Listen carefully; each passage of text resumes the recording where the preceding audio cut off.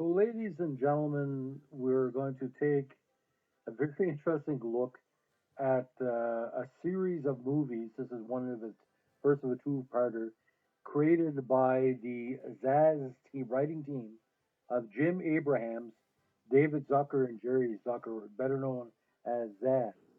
Now, these were the people that created the Police Squad and Airplane movies, and he decided by 1984 to branch out to kind of a Mad Magazine parody, style parody, called Top Secret.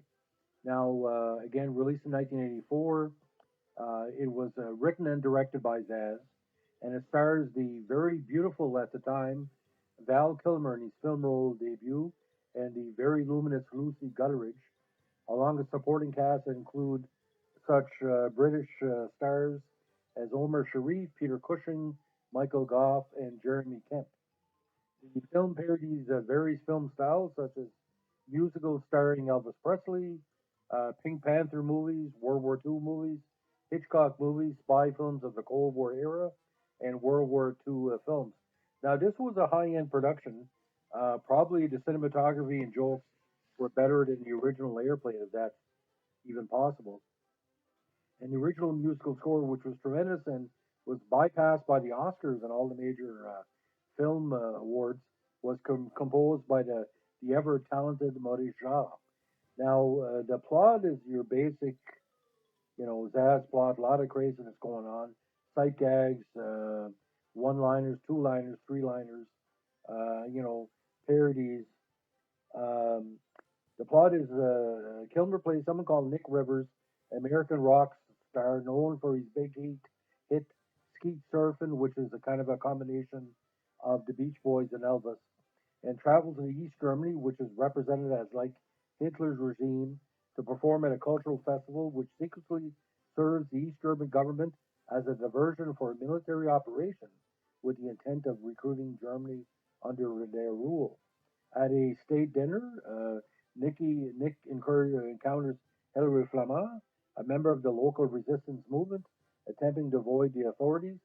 He pretends to be her date and get to know her, and eventually performs an impromptu song, which starts the whole again sight gags. There are about 2,000 jokes in this movie. They come so fast and so quickly.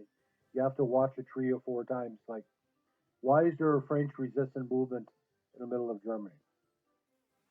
Why are all the French resistance movement members named after, French sayings like escargot, deja vu, latrine? Um the soundtrack for this, a lot of, see, Val Kilmer was also an Elvis impersonator for quite some time, and he plays all the Elvis tropes. The concert in front of the screaming kids, the the big what do you call jukebox songs that everybody starts dancing for no reason. And there's also a subplot which is kind of a parody on Blue Lagoon, where the Lucy Gutteridge character meets up with her less than straight former boyfriend Nigel, who seems to be influenced by much more than the right wing German and communist regimes. He seems a little bit, how can you say this, fruity with an obsession about, being dominated. But that's a plot point that goes on quite a bit. Now, the Zaz team really didn't know what to do after Airplane came out and Police Squad, and he said as a group, we just needed a subject that we would be excited about. Starting out, we didn't have a whole genre like the Airplane disaster movies. We were just fans of those black and white World War II movies that were made during the war. Somehow, we didn't think that was enough. We didn't want a period piece. We wanted to make it contemporary. That was the whole concept of Top Secret.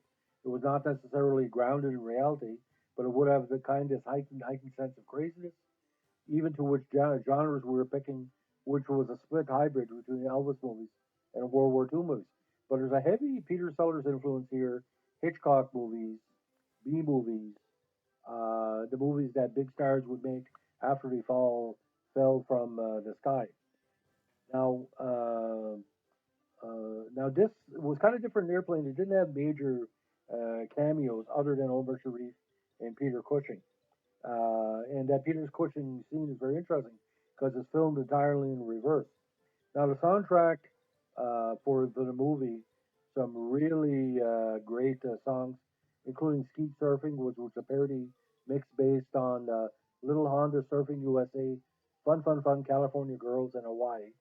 Also, How Silly Can You Get, Straighten Out the Rug, and Spend This Night With Me, which was the kind of the unofficial theme song of the whole movie.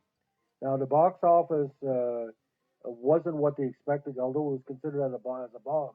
It still earned $20 million. A 1991 article on it speculated two possible reasons.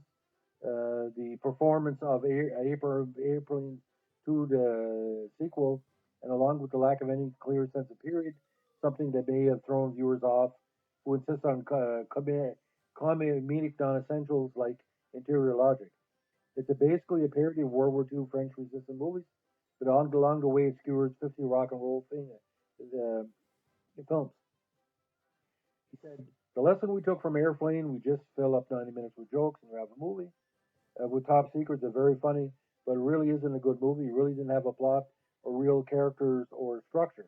I tend to disagree. Roger Ebert gave it 3.5 stars out of 4, and it had on Rotten Tomatoes an overall rating of 76. And the great purveyor of that type of stuff should be Weird Al Yankovic, and he's still considered this his all-time favorite movie. Now, for me, it was a big hit for our family in the North Shore and my family in the South when it came out on VHS. It was probably one of the most rented VHS tapes of its era because it was word of mouth.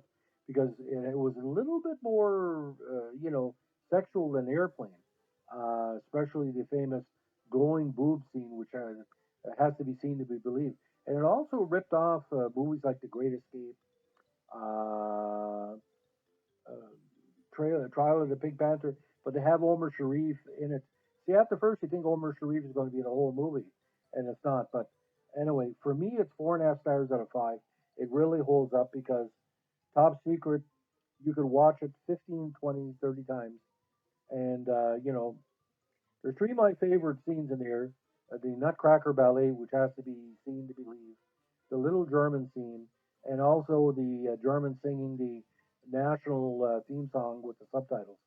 And of course, the infamous Henny Youngman one-liners throughout the movie.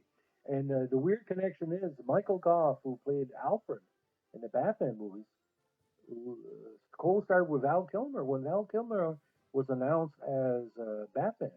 So that was kind of bizarre. And when they asked Val Kilmer, he said, "You ever worked with Michael Goff before?" He said, "Yeah, we did. Top Secret." And the reviewer, or one of the reviewers said, "What's Top Secret?" If you can find this on DVD, there's extended cuts of the soundtrack. There are some deleted scenes that have been kind of lost but are revived for it. But like I said, you're going to groan, you're going to laugh, you're going to see a very beautiful Val Kilmer before he contracted cancer and lost his voice. We hope he's doing better. Right now, I saw a CNN report recently. Kilmer hasn't gotten his voice back. He's going to be appearing in obviously the sequel to Top Gun, and that's going to be interesting for all the fans. Kilmer gives a very, very strong performance, and for his first lead, it really stands out. One of the best comedic performances of the mid 1980s. Again, it could have been good enough for certain Oscar nominations, especially its soundtrack and its theme. But how silly can you get, as we like to say? How silly can you get? There's a certain scene I'm not going to give away. It'll give away the plot of the movie. It has to be seen to be believed because it gives me great respect for people who dress up as cows or basically are obsessed with cows. You have to see to believe it. It gives away a very massive plot point, but it's one of the funniest scenes of its kind in movie history. You have to see it. You'll know what it is. You know what it is when you see it. So on this COVID Friday, we wish everybody a great day. Watch for a big rainstorm coming in New Brunswick and watch the water levels too as well. Have a good one. Bye.